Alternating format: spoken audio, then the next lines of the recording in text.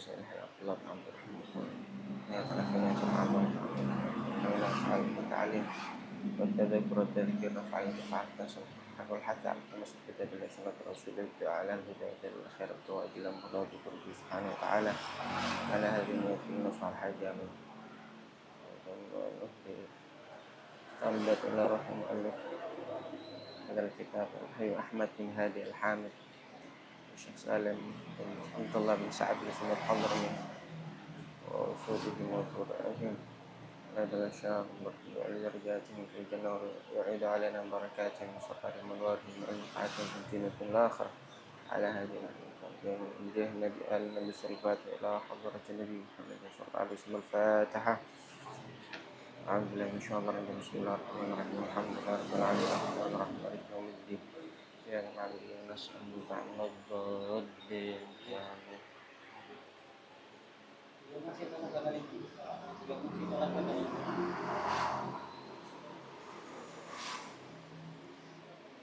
Bismillah, alhamdulillah, wassalatu wassalamu ala rasulillah sayyidina Muhammad bin Abdullah wa ala alihi sahbihi mawalah wa la hawla wa la quwwata illa billah rabbi syrah li sadri wa yassir li amri wa hlul 'uqdatan min lisani yafqahu qawli wa saddid lisani wahdi qalbi haqqi sayyidina Muhammadin wal ali ma ba'd. Baik, melanjutkan kajian kita sebagaimana biasanya. Sebelum kita membaca dalam kitab Safina, kita baca sedikit dari min kitab risalah Matla'il Badrain fi Huquqil Walidain lil Habib Ahmad bin Hadi al-Hamid ila an qala Allah Ta'ala fil Qur'anil Karim wa'budullaha wa la tusyriku bihi syai'a wa bil walidaini ihsana wa qala 'azza wa jalla wa qadha rabbuka alla ta'budu illa iyyahu wa bil walidaini ihsana imma yablughanna 'indakal kibara ahaduhuma aw kilahuma fala taqul lahumu uffin wa la tanharhuma wa qul lahumu qawlan karima wakhfid lahumu janahad dhulli minar rahmati wa qur rabbirhamhuma kama rabbayani shaghira. Ini sebelumnya sudah kita mulai dalam pembacaan kitab ini, Risalah Matla'il Badrain fi Huquqil Walidain. Kita terangkan tentang pentingnya berbakti kepada kedua orang tua, berbuat baik kepada keduanya. Bahkan kemarin diterangkan bahwasanya termasuk kewajiban pertama setelah iman kepada Allah dan belajar agama adalah birrul walidain wal ihsan ilaihima. Allah menggandengkan, dan ini beliau menyebutkan tentang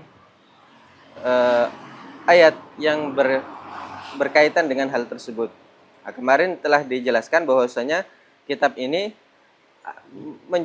menjelaskan tentang berbakti kepada kedua orang tua, hak kedua orang tua, dan yang dinukil dari Al-Quran, dari hadis, dari perkataan ulama.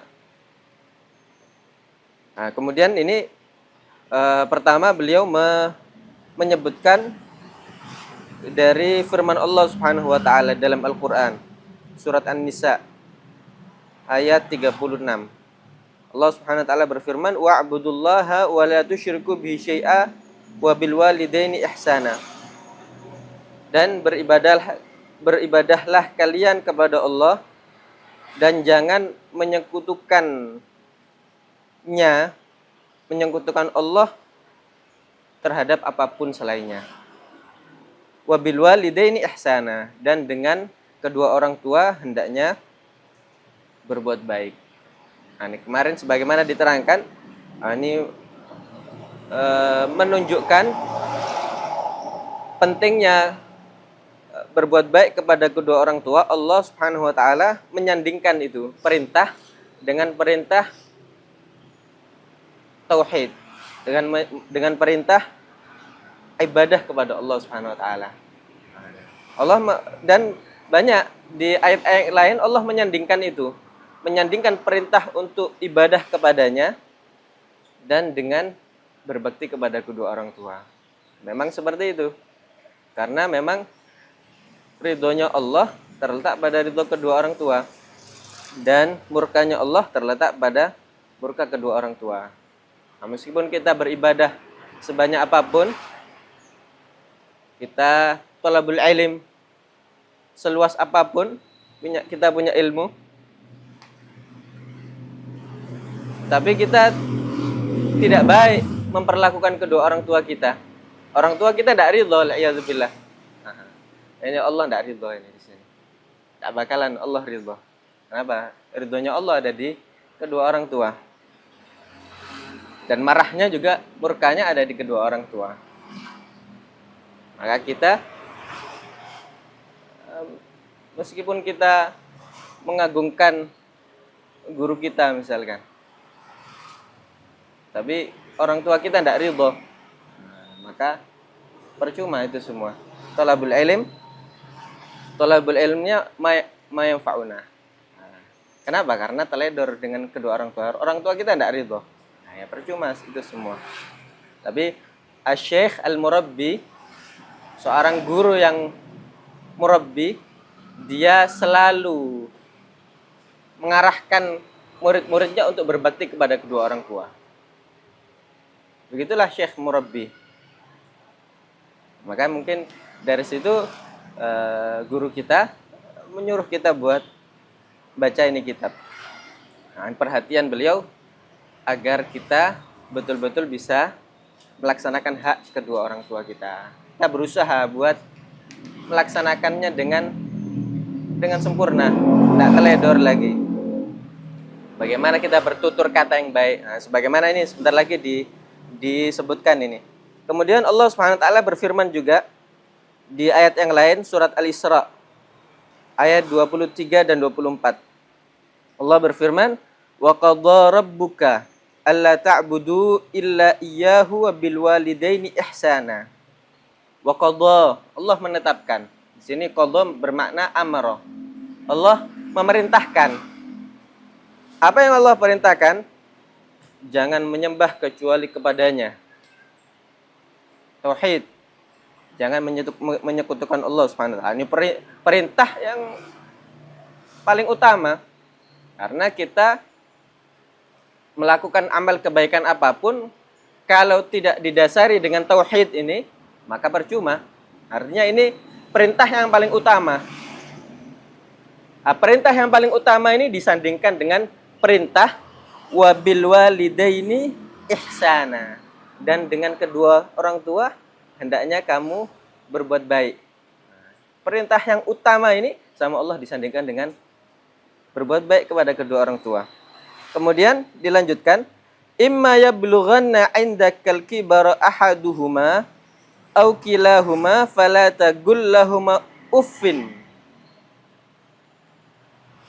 Ketika salah satu dari kedua orang tuamu atau kedua-duanya itu sudah sampai umur yang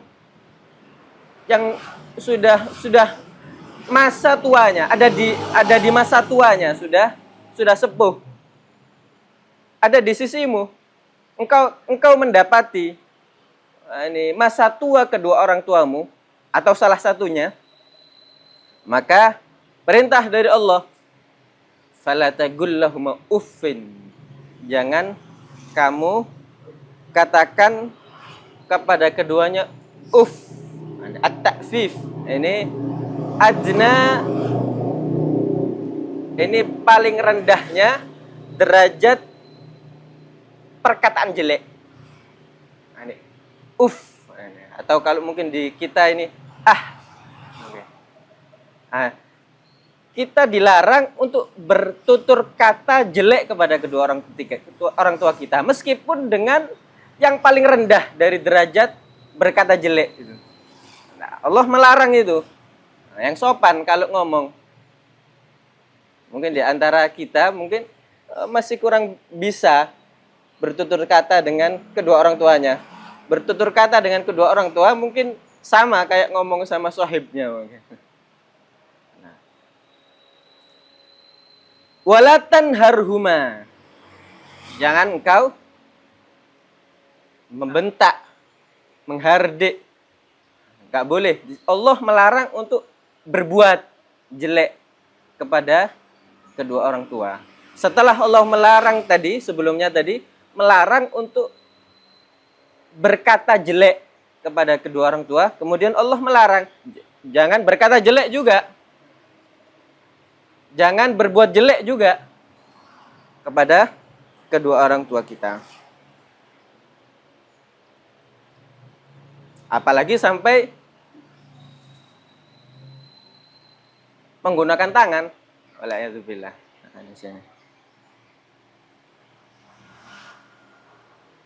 Seperti dalam tafsirnya itu. Wala'iyadzubillah. Nah, setelah Allah melarang keduanya itu, nggak boleh berkata jelek, nggak boleh berlaku jelek, berbuat jelek. Maka kemudian Allah memerintahkan untuk berbuat baik. Wa qul lahuma qaulan karima. Dan berkatalah untuk kedua orang tua qaulan karima, perkataan yang mulia, perkataan yang lembut, perkataan yang sopan, yang santun. Allah merintah itu. Wakhfid lahuma janahadzulli minar rahmati wa qur rabbirhamhuma kama rabbayani shaghira. Wakhfid lahuma janahadzulli. Ikhfid, rendahkanlah untuk keduanya. Apa yang direndahkan? Janahadzulli minar rahmah. Sayap kerendahan. Anggota tubuh kita rendahkan. Karena kasih sayang yang kita miliki kepada kedua orang tuanya, kepada kedua orang tua kita. Ini hendaknya kita tawadhu kepada kedua orang tua kita. Ini perintah dari Allah untuk tawadhu, merendah diri kepada kedua orang tua. Dan jangan lupa juga wa qur rabbirhamhuma kama rabbayani shaghira. Dan katakan juga, ya Allah, kasihanilah keduanya sebagaimana mereka mendidik aku ketika aku kecil. Nah, jangan lupa mendoakan kedua orang tua. Nah, ini Allah melarang untuk berkata jelek, berlaku jelek, memerintahkan untuk berlemah lembut di dalam bertutur kata, merendahkan diri kepada kedua orang tua. Kemudian Allah memerintahkan juga untuk mendoakan selalu kedua orang tua. Dan itu tanda kesolehan seseorang sebagaimana sebelumnya kita jelaskan. Nah, ada seorang murid yang bertanya kepada gurunya, "Wahai guruku, saya ini termasuk orang yang muwafaq, diberi taufik, orang yang saleh, atau bagaimana? Apa tandanya?" Akhirnya gurunya tanya, "Kamu doakan kedua orang tuamu?" "Ya, insya Allah saya doakan." "Enggak, kamu doakan kedua orang tuamu? Selalu kamu doakan kedua orang tuamu?" Iya, teledor dia. Akhirnya kalau orang selalu mendoakan kedua orang tuanya, ini ala lisan Habib Nabi sallallahu alaihi wasallam, bahwasanya orang tadi adalah orang yang tanda orang tadi adalah orang yang saleh. Sebagaimana hadis yang ma'ruf itu indakum. Ani idza mata ibnu Adam inqata amaluhu illa min thalath. Kemudian yang terakhir itu awaladin salihin yad'u lahuma. Atau anak yang soleh, kata Nabi. Dengan apa dia menjadi soleh? Yad'u lahuma. Dia mendoakan kedua orang tuanya. Maka ini setiap kita doa, jangan lupa kita doakan kedua orang tua kita juga. Jangan sampai kita teledor, tidak mendoakan kedua orang tua kita. Dan ini perintah dari Allah. Ya, apa kita doa kepada kedua orang tua? Yang paling penting bil maghfirah tadi. Apa? Rabbighfirli, itu biasanya yang kama huwa ma'ruf itu. Rabbighfirli wali walidayya warhamhuma kama rabbayani shaghira. Jangan kita lupa untuk selalu doa di setiap doa kita untuk mendoakan kedua orang tua kita agar kita dikategorikan sebagai anak yang soleh. Anak yang soleh, kenapa? Karena mendoakan kedua orang tuanya. Baik. Saya melanjutkan kajian kita pada apa yang telah dikarang oleh Syekh Salim bin Abdullah bin Sa'ad bin Sumair Al-Hadrami dalam kitabnya Safinatun Najah.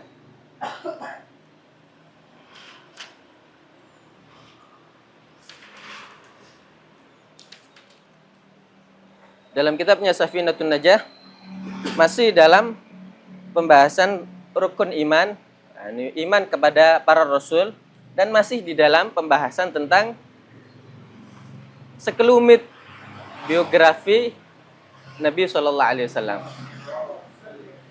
Nah, kemarin kita jelaskan sedikit tentang sekelumit biografi Nabi Shallallahu Alaihi Wasallam, dan sepatutnya bagi kita, setiap muslim bahkan, itu untuk mengetahui sekelumit dari biografi Nabi.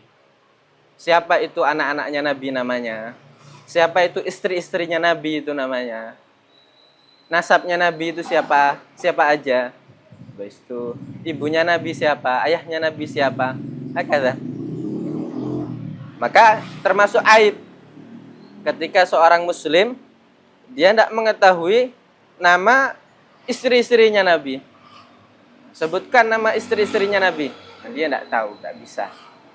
Nah, ini termasuk aib. Apalagi bukan hanya sekedar muslim, tapi dia thalabatul ilm. Aib sekali. Masa tidak tahu nama istri-istri nabinya, junjungannya. Aib. Nah, kemarin dijelaskan istri-istrinya Nabi itu ada berapa? Ada 11. Ada 11 istri-istrinya Nabi sallallahu alaihi wasallam. Dan mereka adalah ummahatul mukminin, sebagaimana Allah Subhanahu wa taala berfirman, "An-nabiyyu aula bil mu'minina min anfusihim wa azwajuhu ummahatuhum."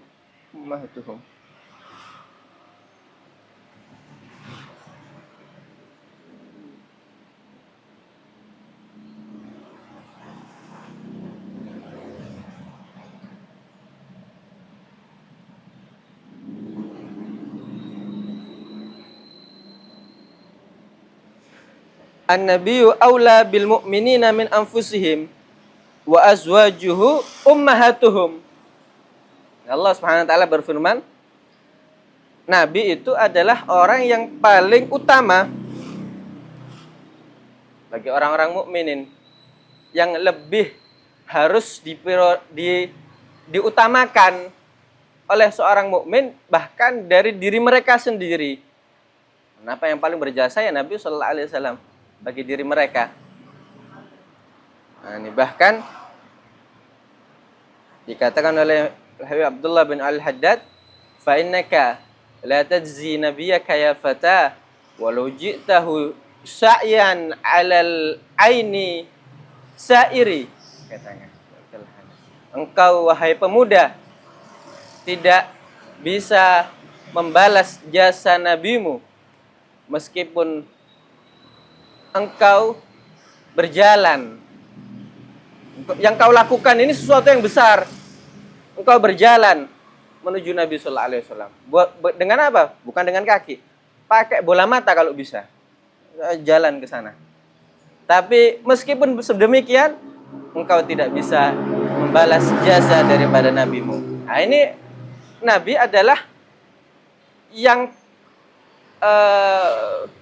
paling utama, yang paling harus diprioritaskan oleh orang-orang mukmin daripada diri mereka sendiri. Wa azwajuhu ummahatuhum, dan istri-istri beliau adalah ibu mereka, yani ummahatuhum, yani al-mu'minin, ummahatul mu'minin. Mereka adalah ummul mu'minin. Dan perempuan-perempuan yang telah dinikahi oleh Nabi sallallahu alaihi wasallam, maka tidak boleh dinikahi dengan siapapun setelahnya. Tidak boleh. Dilarang. Orang-orang yang perempuan-perempuan yang menjadi istri-istrinya Nabi, meskipun Nabi sallallahu alaihi wasallam sudah tagala ila rafiqil a'la, tidak boleh dinikahi sama siapapun. Itu khususiyah daripada Karena mereka adalah ummahatul mukminin. Nah, maka dari itu mereka itu diberi pilihan sama Allah Subhanahu wa taala. Mereka para ummahatul mukminin, mereka itu diberi pilihan oleh Allah Subhanahu wa taala.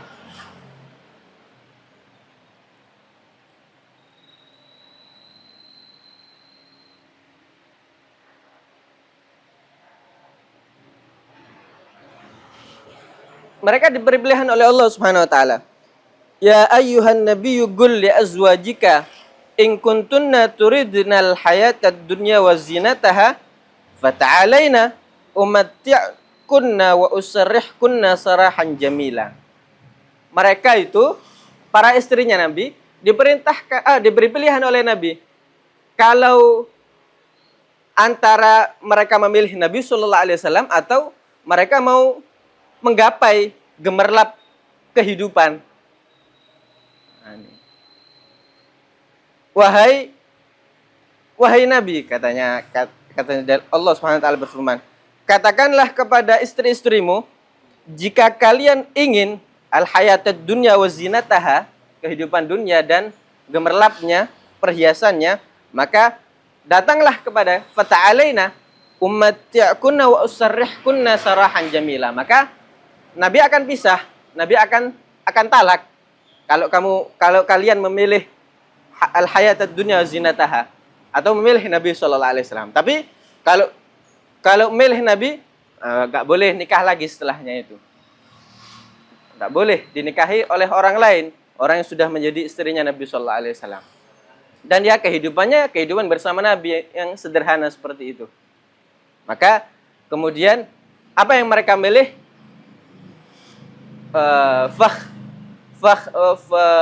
Khuyirna fakhtarna an-nabiyal Mustafa. Ini khuyirna, mereka diberi pilihan. Fakhtarna an-nabiyal Mustafa, mereka kemudian memilih Nabi sallallahu alaihi wasallam daripada gemerlap kehidupan dunia. Nah, ini dari 11 itu 11 para istrinya Nabi itu kemarin dijelaskan sebagian yang wafat ketika masa hidup Nabi sallallahu alaihi wasallam itu ada berapa? Ada 2. Siapa itu? Yang pertama Sayyidatuna Khadijah bintu Khuwailid. Kemudian yang kedua Sayyidatuna Zainab bintu Khuzaimah. Nah, ini Sayyidatuna Khadijah bintu Khuwailid dan Sayyidatuna Zainab bintu Khuzaimah. Nah, mereka berdua wafat di masa hidup Nabi sallallahu alaihi wasallam. Nah, Sayyidatuna Zainab sudah kita jelaskan kemarin bahwasanya meninggal setelah 2 atau 3 bulan setelah menikah dengan Nabi, beliau meninggal dunia. Kemudian Sayyidatuna Khadijah bintu Khuwailid. Nah, ini Sayyidatuna Khadijah bintu Khuwailid ini Al-Asadiyah. Ya, ini beliau dari kabilah Bani Asad. Al-Asadiyah, dari Bani Asad. Tapi coba lihat Sayyidatuna Khadijah. Meskipun beliau dari Bani Asad, pernah terjadi itu dalam sejarah ada namanya hisar. Ada pengepungan yang dilakukan oleh orang-orang Makkah ketika itu, mengepung siapa? Mengepung kabilahnya Nabi Muhammad SAW, yaitu Bani Hashim dan Bani Muttalib. Dikepung itu. Di hisar, ini di blokade. Ini diputus semua pasokan makan dan hubungan keluar itu diputus itu. Dan dituliskan itu surat itu dan digantungkan ada di Ka'bah. Bismikallahum. Kemudian habis itu ada pernyataan tentang ini hisar terhadap Bani Hashim dan Bani Muttalib. Akhirnya sampai terjadi berapa tahun itu? Sampai terjadi 3 tahun lamanya. Itu masa yang sangat sulit bagi mereka. Diputus dari dunia luar, nggak ada pasokan makanan, habis itu hubungan koneksi kepada luar diputus itu semua selama 3 tahun lamanya. Nah, ini mereka kesulitan, susah payah. Tapi Sayyidatuna Khadijah meskipun bukan dari Bani Hashim dan Bani Muttalib, Sayyidatuna Khadijah ikut di dalam hisar tadi. Nah, dari cintanya sama Nabi Sallallahu Alaihi Wasallam. Padahal beliau ini bisa saja tidak ikut. Kenapa? Karena bukan termasuk Bani Hashim dan Bani Muttalib. Tapi kemudian setelah itu, sebagaimana kisah ma'ruf itu Nabi Sallallahu Alaihi Wasallam ketika itu berkata kepada pamannya yang selalu menjaga, membela Nabi Sallallahu Alaihi Wasallam, Abu Talib, mengatakan bahwasanya tulisan yang ada di Ka'bah itu, pernyataan itu, perjanjian itu telah dimakan oleh rayap Arodoh. Maka Sayyidina Abu Talib mengatakan kepada Nabi Sallallahu Alaihi Wasallam, perkataan apa ini yang engkau katakan kepadaku? Karena kalau semuanya itu tidak benar, maka mereka orang-orang Makkah akan bayastahziuna bina, mereka akan menghina kita, mereka akan mengolok-olok kita. Akhirnya kemudian Nabi SAW mengatakan, akhbarani al-alimil khabir, Allah Subhanahu wa taala yang mengabarkan aku. Akhirnya dilihat ternyata memang betul itu tulisan telah dimakan sama rayap. Tersisa lafaz Allah Subhanahu wa taala, bismikallahum. Nah, ini Allahum itu masih tersisa, yang lainnya sudah dimakan rayap. Akhirnya sudah selesai itu pengepungan, blokade. Nah, ini syahid di sini, lihat. Sayyidatuna Khadijah bukan dari Bani Hashim, Bani Muttalib, tapi ikut dalam hisar situ. Oh, hidup sulit itu di situ waktu itu. Ini makanan sedikit dan lain sebagainya. Kemudian Sayyidatuna Khadijah bintu Khuwailid ini Al-Asadiyah tadi dari Bani Sa. Ini beliau termasuk para perempuan yang dinyatakan oleh Nabi perempuan yang sempurna. Karena Nabi itu bersabda, ada hadis dari Nabi Sallallahu Alaihi Wasallam, beliau itu bersabda, kamula minar rijali katsir, walam yakmul minan nisa'i illa arba'ah. Yang sempurna dari laki-laki itu banyak, dan tidaklah sempurna dari perempuan kecuali 4 orang. Siapa aja 4 orang ini? Di antaranya adalah Sayyidatuna Khadijah bintu Khuwailid Al-Asadiyah. Kemudian Sayyidatuna Fatimah Al-Batul bintu Sayyidina Rasul sallallahu alaihi wasallam. Bat'atun minhu, ini bagian dari Nabi sallallahu alaihi wasallam. Fatimah bat'atun minni yufrihuni ma yufrihuha wa yukhzinuni ma yuhzinuha. Ini Sayyidatuna Fatimah. Kemudian yang ketiga adalah Sayyidatuna Maryam bintu Imran. Siapa Sayyidatuna Maryam ini? Ummu Isa. Ummu Isa. Sayyidatuna Maryam bintu Imran. Kemudian yang keempat Sayyidatuna Asiyah bintu Muzahim. Siapa ini Sayyidatuna Asiyah bintu Muzahim? Man hiya? Ini imra'atu Fir'aun. Istrinya Fir'aun. Asiyah bintu Muzahim. Karena beliau beriman dan memiliki keimanan yang luar biasa, termasuk yang dikatakan oleh Nabi, termasuk perempuan-perempuan yang sempurna. Kamula minar rijal katsir wa lam yakmul minan nisa'i illa arba'ah. Tadi 4 itu.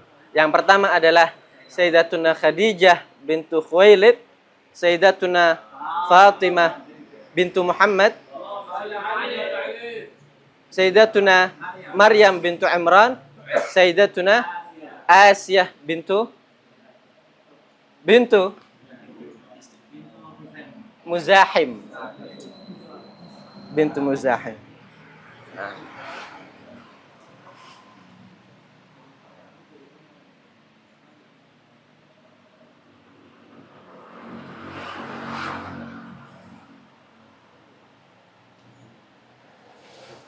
Dan ketika Nabi Shallallahu Alaihi Wasallam nikah dengan Sayyidatuna Khadijah, Nabi tidak menikah dengan wanita yang lain. Dan masa pernikahan Sayyidatuna Khadijah dengan Nabi itu masa yang terlama. Nabi menikah umur berapa? 25. Kemudian Sayyidatuna Khadijah meninggal dekat-dekat hijrah. Atau itu Sayyidatuna Khadijah meninggal sebelum Hadithatul Isra wal Mi'raj 2 tahun. Sebelum Hadithatul Isra wal Mi'raj 2 tahun kurang lebih, kalau nggak salah. Hadithatul Isra wal Mi'raj. Baik. Setelahnya kapan itu?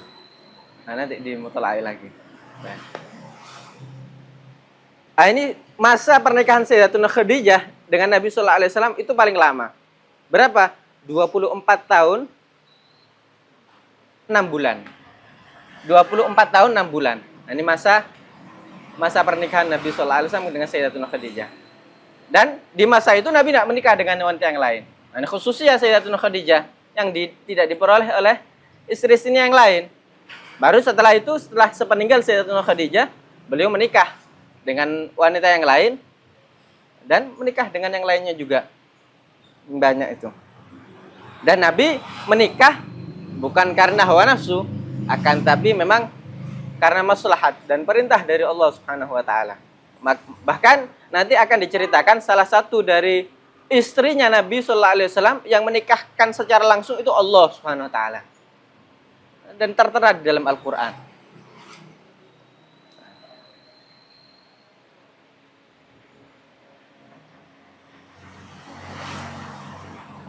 Taib, ini 11 istrinya Nabi. 2 wafat mendahului Nabi Sallallahu Alaihi Wasallam. Kemudian sisa berapa berarti? 9. Jadi Nabi wafat meninggalkan 9 istri. Antis ay niswatin wafatul Mustafa. Nah, dari 9 istri wafatan Nabi Sallallahu Alaihi Wasallam. Siapa aja itu 9?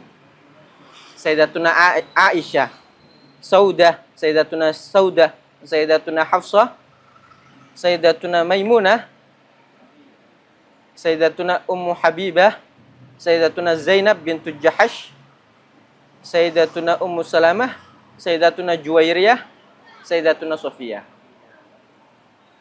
Dan termasuk khususiyah Sayyidatuna Khadijah itu Nabi itu, anak-anaknya Nabi itu hanya dari Sayyidatuna Khadijah, bukan dari istri-istrinya yang lain. Semua anak-anaknya Nabi itu dari Sayyidatuna Khadijah, kecuali Ibrahim. Ibrahim dari siapa? Sayyidatuna Maria Al-Qibtiyah. Kalau selain Sayyidina Ibrahim, maka semua anak-anaknya Nabi itu dari Sayyidatuna Khadijah.